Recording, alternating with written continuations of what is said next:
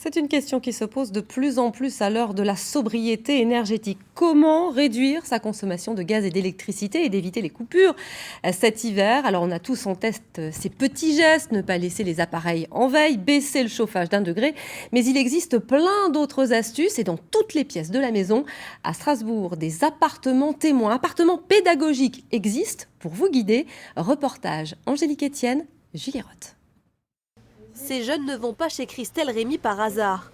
S'ils sont ici, c'est pour un objectif, apprendre à faire des économies d'énergie. Alors ce qu'on va faire, on va aller de pièce en pièce et dans chaque pièce, on va parler d'une thématique différente. Durant 1 heure, ils vont recevoir des conseils tout simples à appliquer chez eux, sans forcément investir dans des équipements coûteux. Tout commence dans le salon avec le poste principal de consommation, le chauffage, et ce film a installé derrière chacun de ces radiateurs. Le polystyrène, il va me protéger du mur froid, puisqu'en général, le radiateur est sur le mur froid.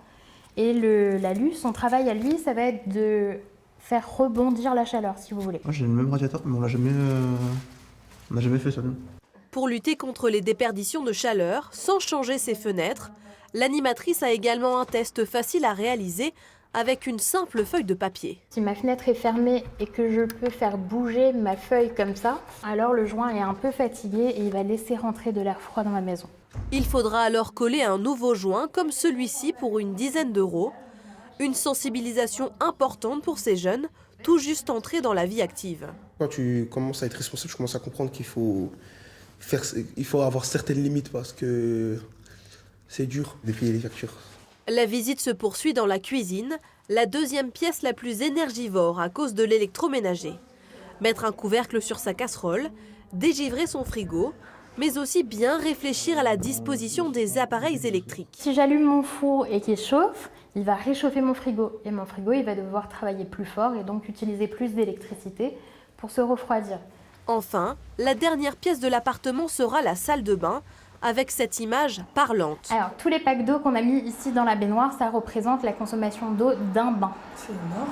Ouais, c'est assez conséquent. 240 litres pour un bain, soit 160 bouteilles d'1,5 litre et 60 litres pour une courte douche. Ah non, en plus je vois 5 minutes, 40 bouteilles, c'est énorme. Sachant que moi je prends plus de 5 minutes sous la douche.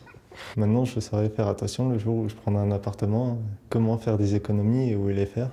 Ouvert depuis 2014, la demande pour visiter gratuitement cet appartement explose depuis quelques mois. Avant, les personnes venaient davantage pour se renseigner. Il y avait presque plus une dimension écologique, alors que là, les gens, ils savent pas comment ils vont réussir à boucler le mois, et donc ils viennent plus pour apprendre justement à réduire leurs factures. On est plus dans une dimension pécuniaire en fait des gestes écologiques.